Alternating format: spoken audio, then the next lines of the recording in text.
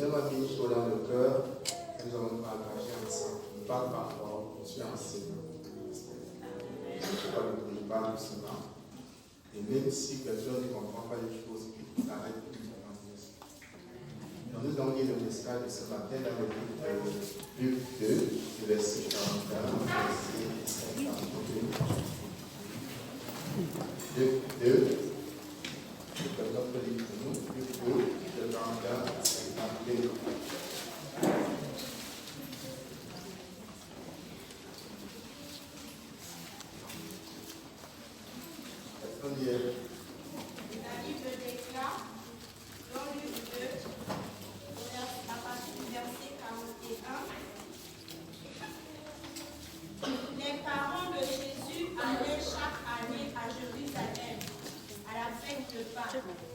Lorsqu'il fut âgé de 12 ans, ils y montèrent selon la coutume de la fête.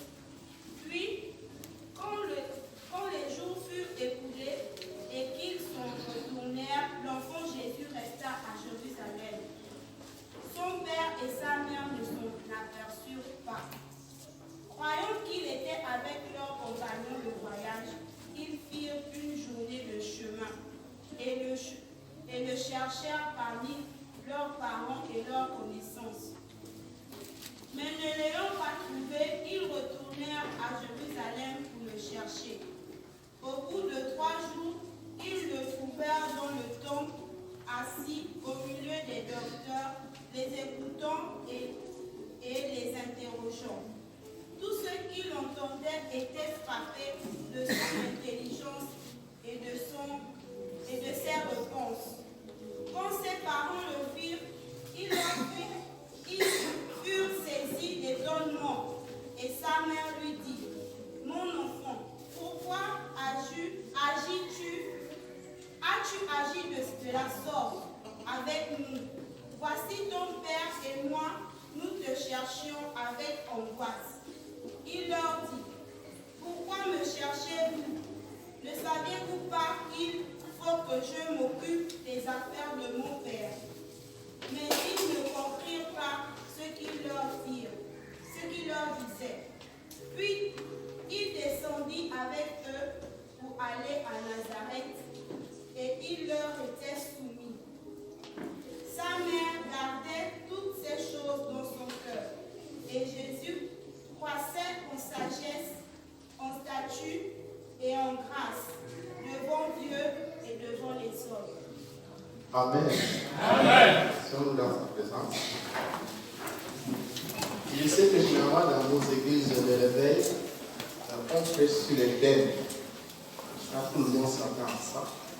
Mais permettez-moi ce matin de briser ce mythe et laisser que nous entrons dans une autre façon de faire. Déjà que ça fait partie de ce que nous allons voir. Des habitudes, des routines, des choses de la même nature.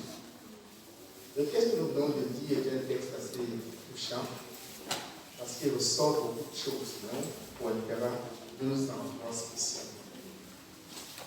Déjà dans l'histoire, le peuple d'Israël avait 7 fêtes et les plus éloignés étaient censés assister à l'une des fêtes. Et généralement, quand on y allait, on allait avec toute la famille. Dans le principe traditionnel juif, on n'allait pas en clan. Les hommes ne marchaient pas avec les femmes. Les enfants aussi ne marchaient pas, ils marchaient avec leurs semblables par clan, soit de tribus ou de famille. Et habituellement, la fête devait durer 7 à 8 jours. Mais le premier jour, le deuxième jour étaient des jours capitaux, de sorte qu'après les événements de ces 2 jours, au 3e, on pouvait rentrer. Et c'est ce que les parents de Jésus ont fait. L'histoire raconte que c'est après 3 jours. Normalement, il y a une erreur, parce que dans la tradition juive, on rentre, et lorsqu'on campe le soir, on essaie de vérifier si tout le monde est là, on vérifie par famille.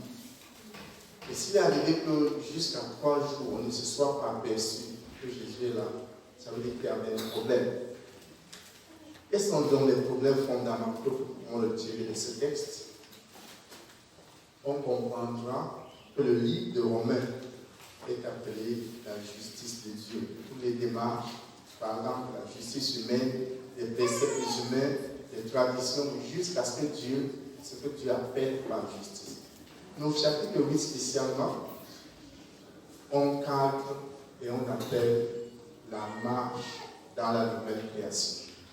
La marche dans la nouvelle création ne répond pas à nous, mais répond au principe du Saint-Esprit. Parce que dans la notion de la soteriologie, la notion du salut, il y a 2 choses principales qui découlent.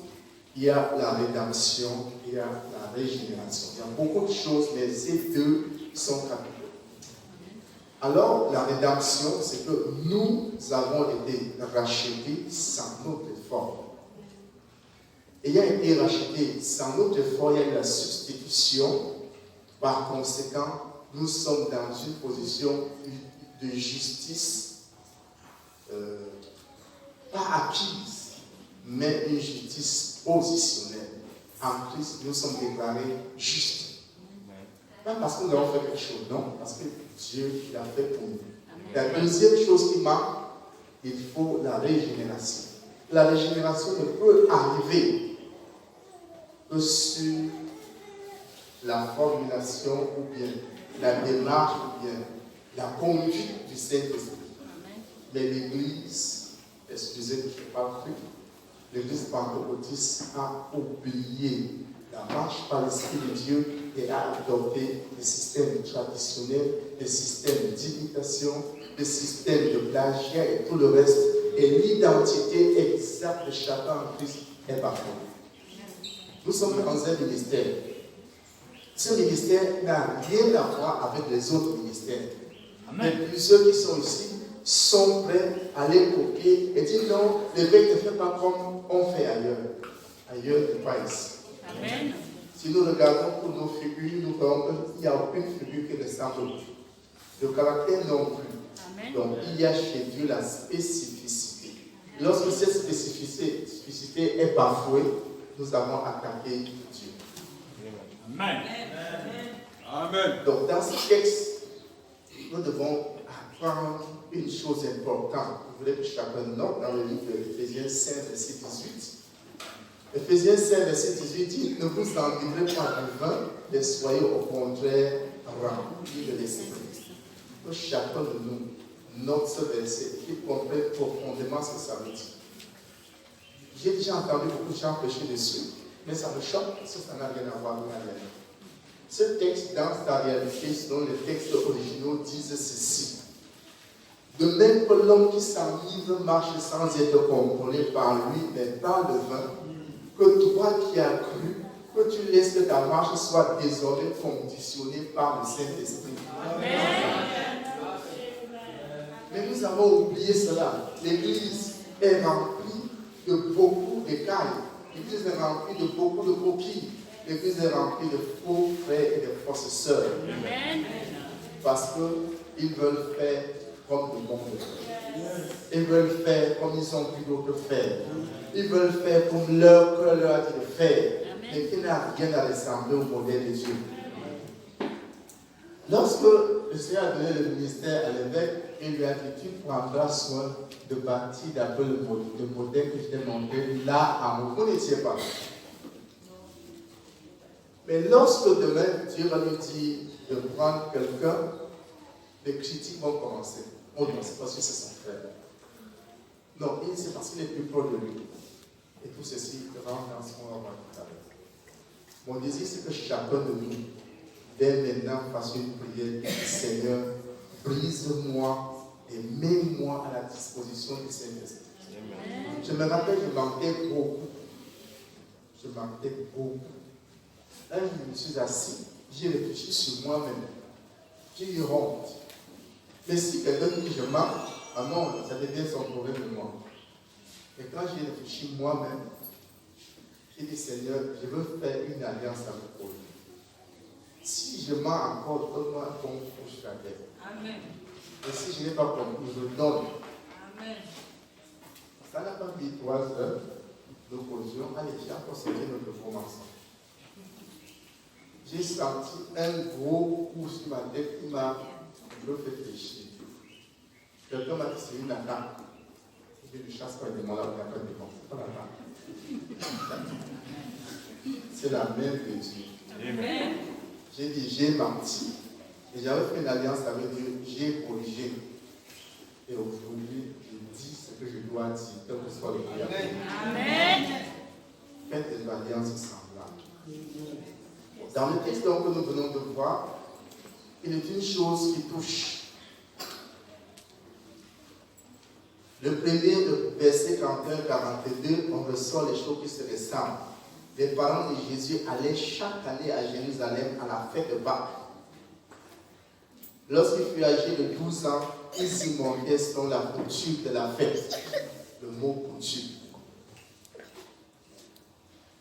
La fête de Pâques laisse transparaître une idée de libération. C'est ça ce que le mot Pâques dit. C'est l'anglais qui explique très bien passer par-dessus. Il y a une sorte de libération. Mais nous qui disons que nous expérimentons la Pâques, je crois qu'ici, il y a souvent des séminaires de Pâques. Mais nous venons faire quoi? Pour la festivité, peut-être pour nous retrouver, pour nous embrasser, pour nous réjouir, pour manger, pour écouter ce que, en ce moment, ce n'est pas l'orateur, hein, pour écouter ce que l'homme là va dire pour nous plaire. Et après, on va rencontrer tel qu'on est venu. Transposons la chose dans le contexte exact de l'église locale, qui n'est pas ce lieu, je vous en prie, le mot église, ekkaléo, ne veut pas dire ce lieu, mais ça veut dire chacun de nous qui est sorti du monde et qui s'est rassemblé et avec les autres pour former un. Amen. Maintenant, dans la notion exacte de l'église, quand il faut se référer au tabernacle, on va voir que le tabernacle était constitué de morceaux de bois qui formaient tout l'ensemble et à l'intérieur il y avait l'arche de l'alliance. Lorsqu'on va voir ce bois, chaque bois avait 2 socles en argent, chaque planche debout, et derrière toutes les planches avaient 4 barres de fer pour maintenir les planches ensemble debout. Et ces 4 barres de fer symbolisent les 4 évangiles. Et lorsqu'on va aller voir les poteaux également qui constituaient l'intérieur, il y avait 4, les 4 évangiles. Autrement dit, si nous sommes authentiquement enfants de Dieu et que les effets des 4 évangiles ne sont pas dans notre vie, ils ne sont pas du nombre. Amen.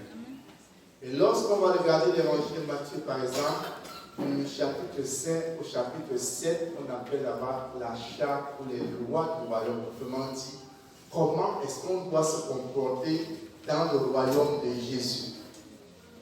Si une seule de ces choses échappe, il y a problème.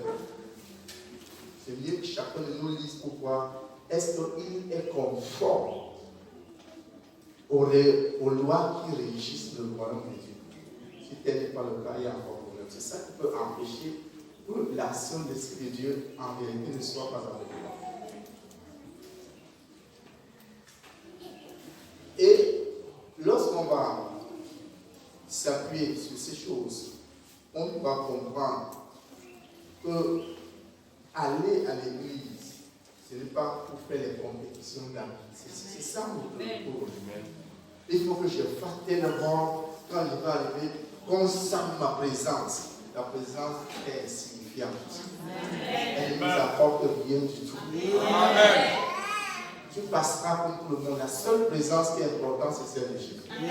Amen. Et si la présence du Saint-Esprit n'est pas là, il faut qu'apporter. Donc nous devons ôter ces routines. Aller à l'église ou aller à l'église. Si nous venons à l'église et que nous ne retenons rien jusqu'à le bâtir, nous avons perdu quelque chose. Amen. J'ai eu des discussions assez sérieuses avec des étudiants à l'université, parce que nous étions sur un fait. Je leur ai dit que nous devons sortir de la machination et du mécanisme actuel pour faire des choses comme Dieu veut. C'était lesquels? Je suis allé, avec eux, on a les cultes de campus pour les former. Quand on commence, quelqu'un dit nous allons chasser les démons aussi. Je vais demander, mais si nous tous là, si Jésus est avec nous, les démons viennent faire quoi? Amen. Ils viennent faire quoi? Après, l'autre dit non. Vous savez que la Bible dit que notre justice est comme un vêtement souillé, confessant. Et ça, c'est une hérésie. Avant de venir ici, je dois m'assurer que ma vie est en adéquation avec la pensée de Dieu. Amen. Ce n'est pas ici qu'il va confesser. Amen. À chaque moment de ma vie, je dois savoir que d'un moment à l'autre, l'enlèvement peut venir, le Seigneur peut m'enlever. Par conséquent, je dois être prêt à tout moment. Je ne dois pas reprendre la tradition catholique qui veut que le samedi, on aille se confesser. Avant de venir à l'église, si tu as des problèmes avec l'autre, arrange. Parce que tout ce temps qu'on fait, on aurait dû faire autre chose. Lorsqu'on regardera encore, on va voir que nous avons nos systèmes arrêtés. Nous avons nos systèmes arrêtés. Je marche beaucoup. Et je vois beaucoup de choses. J'ai vu que le pentecôtisme est dans une position d'égarement. Si on va dans le domaine de la présidente de culte, par exemple, on va voir, si on va chez tous les pentecôtistes, on va voir que c'est la même chose. La priorité du Saint-Esprit est où. Nous pouvons arriver un dimanche matin, le Seigneur veut que nous prions pour quelqu'un qui est en Chine. Mais on va dire non, si on fait comme ça, on n'a pas fait la liturgie. Mais si nous nous laissions emporter par le Saint-Esprit fera ce qu'il faut au moment qu'il faut. Nous éviterons beaucoup d'erreurs. J'ai vu aussi dans notre église une sorte d'émotion et non de spiritualité.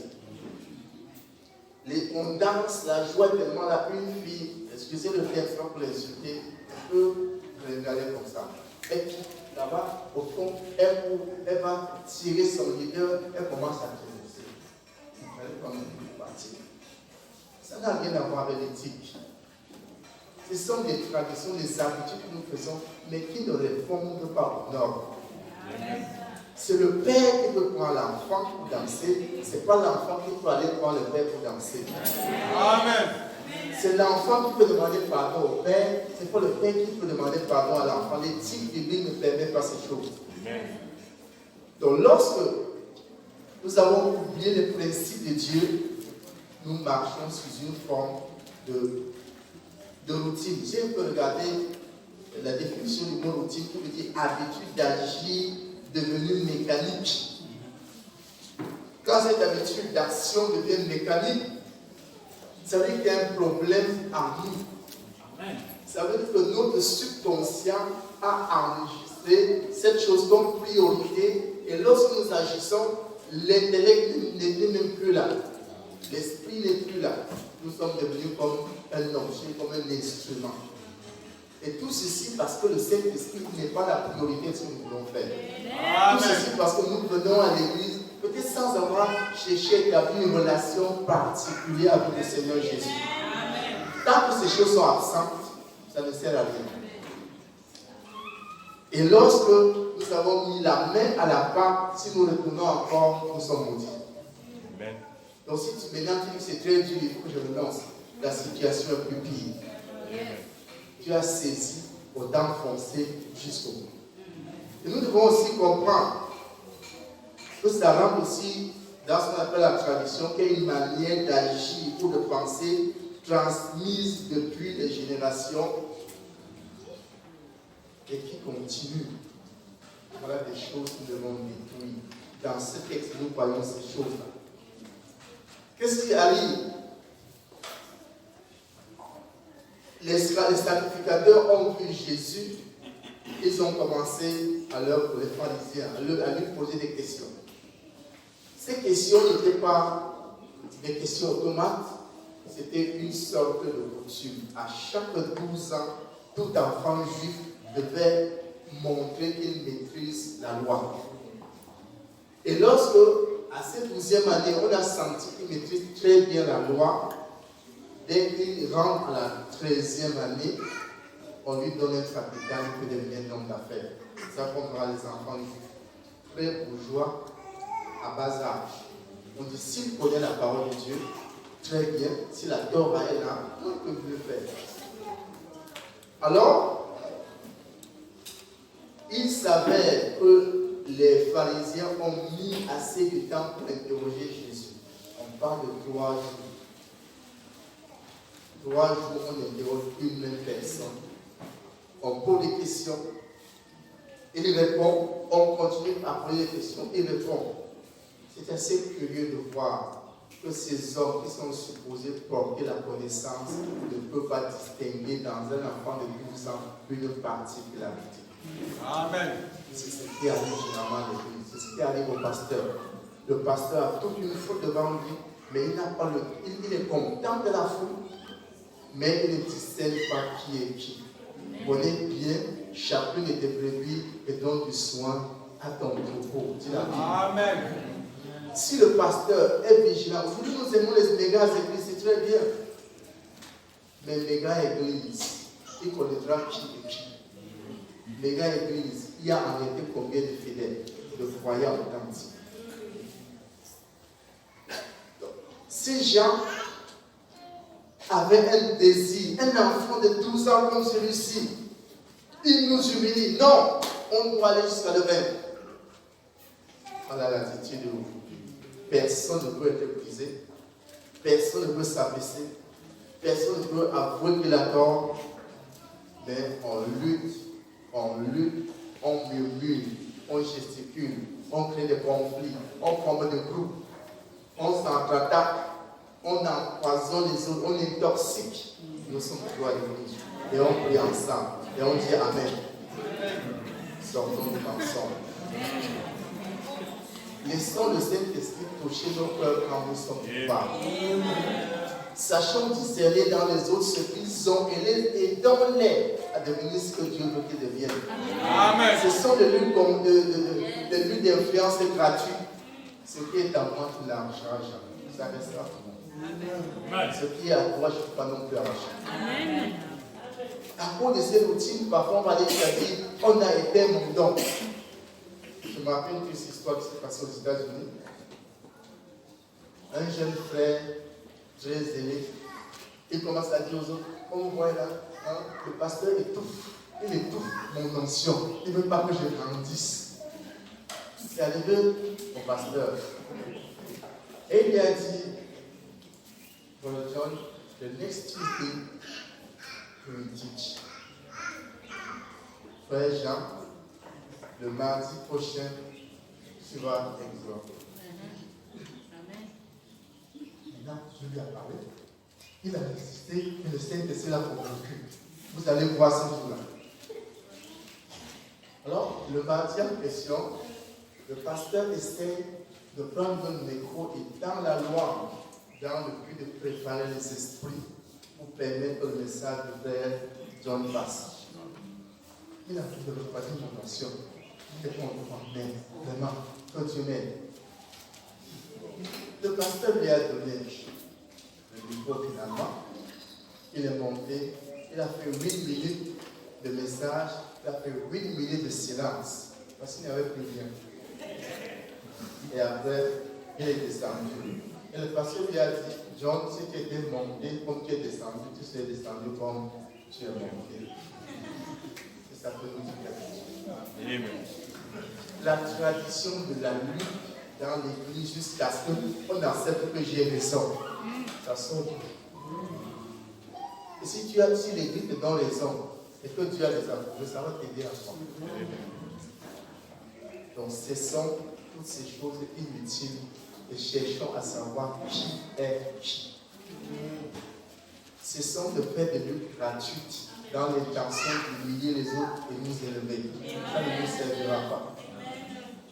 Jésus est devant ceux qui sont supposés dire aux autres, le voici.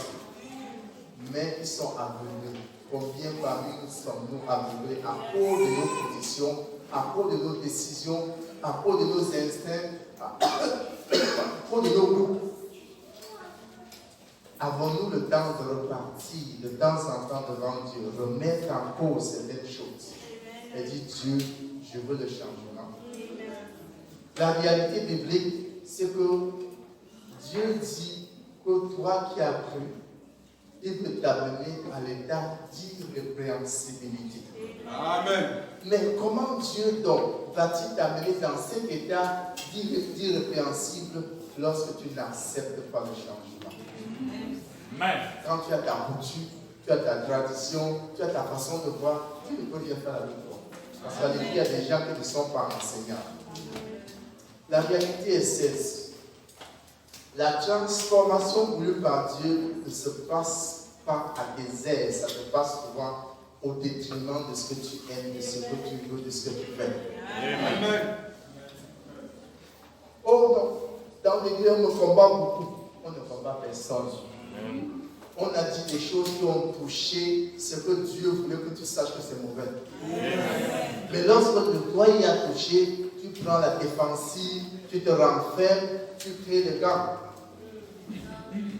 Et tu vas rester ce que tu es. Amen. Dans le livre de Jérémie 10, je crois que c'est verset 11, 48 plutôt 11, c'est écrit Moab, parce qu'il n'a pas été vidé d'un vase à un autre, il a conservé son odeur. Ceci veut simplement dire que si tu veux une vie chrétienne authentique, tu dois être la cible des attaques. Si tu veux être affermi, il y a de contre-décisions qui viendront pour t'amener à remettre en cause ce que tu fais et solliciter la grâce de Dieu pour arriver à ce que tu veux. Et lorsque ces choses sont oubliées, tu vas rester comme ça. À l'église, il y a des gens qui ont 10 ans, mais ne méritent même pas d'avoir fait un an. Ça fait pas honte. Et Hébreu dira que vous qui étiez supposés être des maîtres, vous en êtes encore au lait. C'est grave aussi. Amen. Parce que lorsque tu es resté dans la même position, tu ne changes pas. Cela ne t'inquiète pas. Et tu dis que tu es frère, tu es sœur, il y a problème. Amen. Au verset 52, on dit Jésus croissait en sagesse, en statut, en grâce devant Dieu, devant les hommes. Ici, on retrace le processus de la croissance normale. Et le texte grec prend ce processus un peu comme l'enfant qui grandit. On dit qu'il grandissait en sagesse. Ça veut dire que Jésus développait son facteur intellect. Et de nos jours, le facteur intellect ne se développe plus à l'église. Amen. Je suis baptisé du Saint-Esprit, ça suffit. Tu veux m'apprendre quoi? J'ai été baptisé d'eau. Le baptême d'eau ou du Saint-Esprit ne te garantit pas l'entrée au ciel. Tant que ta vie n'est pas conforme. Tu es baptisé du Saint-Esprit, tu mens. C'est vrai? Tu es baptisé du Saint-Esprit, tu fais le faux. C'est vrai? Tu es baptisé du Saint-Esprit, tu voles tout. C'est vrai? Il y a un problème. Tu es rentré dans la routine et il semblerait que ton Saint-Esprit que tu dis est devenu vieille cassette.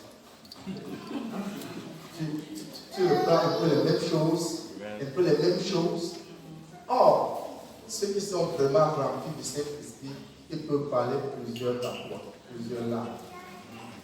Et ça va de temps en temps. Donc, revenons pour voir qu'est-ce qui fait que la monotonie soit dans ma vie. Peut-être que tu es sur la défensive. Peut-être qu'il y a un péché que tu n'as jamais pardonné. Il y a des personnes que tu hais de manière potentielle dans ton cœur. Il y a des décisions que tu as prises, tu ne veux dire à personne. Il y a des péchés secrets que tu commets. Le livre d'Ézéchiel 14 dit, filles de l'homme, ils ont leur idole dans leur cœur. Il y a des choses que tu aimes encore. Tu ne veux vraiment pas t'en séparer. Donc, au lieu que le pasteur te parle de ça, tu quittes l'église. Mais sache que d'assemblée en assemblée, tu ne trouveras rien si Jésus ne parle. Amen. Qui est la manifestation de ce qui est écrit. Parce que sa vie tout entière a reflété l'exactitude de ce qui est écrit. Et nous également, nous devons être une église vivante, une église ambulante, une église mobile. Donc partout où tu vas, tu es la manifestation de la parole de Dieu et les gens vont voir en toi une différence de cherchement la grâce de Dieu qui est en toi. Amen. Et lorsque ces choses ne sont pas là, nous pouvons tourner longtemps en rond. Et nous n'irons nulle part. Ceux qui sont supposés connaître ne connaissent pas. Amen. Parce qu'ils n'ont pas le temps pour chercher à connaître. Donc, comme a dit, écoute, laisse-nous savoir la théologie. Ça, c'est la science des hommes. J'ai pris juste un verset public. Un seul. Il dit 1 Samuel 24, verset 4. Il a lu. Il dit que Saül entra dans la grotte pour se couvrir les pieds. Il dit, explique-moi ça. Il dit, mais j'explique comment. Jusqu'à c'est écrit qu'il est entré pour se couvrir les pieds. Il dit, bon, entre aussi dans la grotte pour couvrir les pieds. Tu te couvres les pieds comment? Mais tu as un pantalon, non? Il dit, mais est-ce que tes pieds sont couverts? Il dit, oui. Mais alors, n'est-ce pas que Saül avait le manteau royal? Il dit, oui. Ses genoux, ses pieds n'étaient pas couverts, c'était couvert. Et ça ne veut rien dire. Ça veut dire qu'il est entré, excusez le terme cru, il est entré dans la grotte bouchée. Qu'est-ce que ça veut dire? Et c'est un langage propre aux Juifs. Donc si tu ne prends pas le temps de lire la Bible comme un travail quotidien, si tu ne prends pas le temps de méditer, je vois que vous le mettez beaucoup en chômage. Si moi j'étais à votre place, parce que c'est ce que j'ai découvert en Russie, je lui donnais pas de repos. Chaque jour, je vais fouiller, papa, je suis venu, pourquoi tu me dis quelque chose? Mais il n'y a pas. Vous le mettez en chômage. Ce que je plains, c'est que les gens aiment laisser le puits à côté de la maison pour aller chercher de l'eau ailleurs. Amen. Et après, ils attrapent les amis et tout le reste. Amen. Chacun devait prendre le temps d'avoir un programme de lecture biblique pour lui-même, pas pour l'Église. Amen. Quand tu n'as pas la connaissance, comment vas-tu faire? Chez les Hébreux, on leur apprenait à réciter la Torah. Pourquoi les musulmans font la même chose? Donc, Jésus grandissait parce que la connaissance de la parole de Dieu était là. Et parce que la connaissance de la parole de Dieu était là, la structure physique, la charpente physique grandissait en amour. Amen. Je suis en train de préparer mon deuxième doctorat en traumatologie. Et j'ai compris que lorsque tu as des choses que tu gardes, quand tu as des blessures intérieures, des maladies intérieures, ta croissance physique prend un. Mais si la parole de Dieu est là, la parole de Dieu va arranger, régler ta vie, et ta vie sera en paix avec Dieu. Amen. Et si tu es à la paix de Dieu, et tu es en paix avec Dieu, ton visage va briller. Amen. Plusieurs parmi nous sont tristes comme la mort. Parce que la parole de Dieu n'est pas là, c'est elle qui est la lumière. J'ai rencontré une jeune fille récemment à l'extrême nord du Cameroun. Après, je me dis que moi, que je me marie, je me dis pourquoi tu te maries pas. Tu es une fille toujours la figure attachée. Quel est l'homme qui va prendre, je ne sais pas comment on appelle ça ici, on appelle chez nous toujours. Quel est l'homme qui va prendre le boulot pour mettre chez nous? Vide ce qu'il y a dans ton cœur, laisse Dieu siéger dans ton cœur et l'éclat de ta figure peut attirer l'homme. Amen. Donc, lorsque la parole de Dieu n'est pas là, notre physique change, même les maladies prennent. Et finalement, tu vas souffrir. Or, la parole de Dieu, donc lorsque la croissance intelligente n'est pas là, La croissance normale aussi a des problèmes. Une longue vie aussi a des problèmes. Et à cause de ce que Jésus avait, la parole de Dieu dans son esprit, à cause de ce qu'il grandissait bien, il était en harmonie dans le domaine spirituel. Amen. Et il était aussi en harmonie dans le domaine social. Amen. Et de nos jours, nous sommes très spirituels, nous récitons beaucoup de versets bibliques, nous sommes les premiers à l'église, mais pas de relation avec les autres. Amen. Nous sommes dans un lac. Mais Ézéchiel 47 dit que l'eau qui sortait du trône ne pouvait pas entrer dans les tables, ni dans les. Si donc tu es la qualité de personne renfermée, isolée, tu attends. Cherchez les prophètes. Il y a plusieurs personnes qui vont finalement avoir le pain chaud parce qu'ils veulent les écouter. Ça, c'est la bêtise humaine. Ce que tu as, c'est ce que j'ai. C'est ce que les autres ont. Nous sommes enfants de Dieu au même titre. Amen. Nous sommes co-héritiers de Dieu au même titre. Amen. Dieu a donné la grâce à certains pour être sur les autres. Mais cette grâce est venue de Dieu. Mais ça n'enlève pas ton titre d'héritier. Amen. Donc si tu t'accroches à la parole de Dieu, tu parlais des habitudes, tu crois à ce que Dieu a dit, tu dois de grandes choses se manifester. Amen. Amen. Lorsque nous continuons, nous voyons que Marie, après 3 jours, est revenue. La vraie question qu'elle a posée, d'après le texte original, mon fils,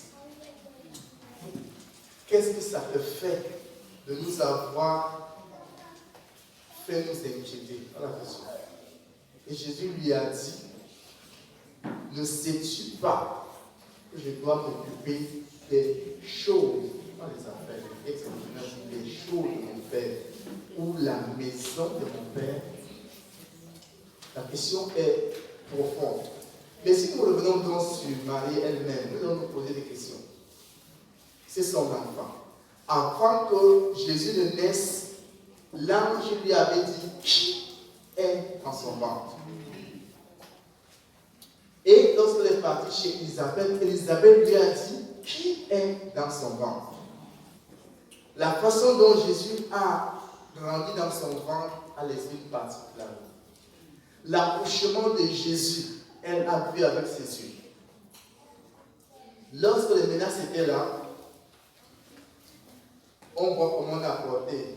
Les mages ont apporté l'or, l'encens et la myrrhe. Et avec cet argent, ils ont pris pour fuir et aller rester en Égypte jusqu'à ce que Jésus grandisse. Elle a vu toutes ces choses. Elle, Marie, a su très bien que Jésus est différent parce que tous les autres enfants, elle a approché derrière Jésus. À 12 ans, elle a déjà quand même le cadet. Le comportement des enfants de la famille et du quartier et Jésus a marqué une particularité, mais aveuglée par les habitudes. Elle n'a pas vu. Elle n'a rien vu. Et maintenant, elle a oublié qui était son fils. Nous allons dire Amen. Amen. Ah, nous disons Amen alors que nous-mêmes nous faisons la même chose. Hein? Nous avons des dons que Dieu a mis à côté de nous. Est-ce qu'on voit? Non. Hein? Non.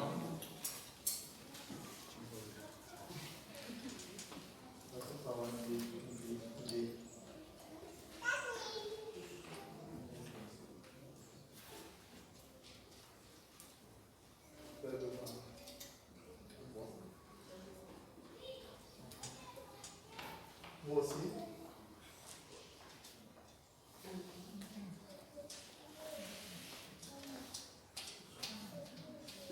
C'est ça.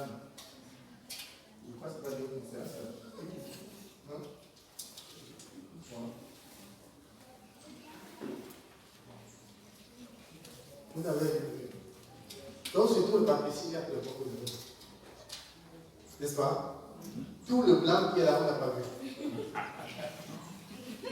On a juste le poids, mais tout le blanc, c'est ça l'habitude des hommes.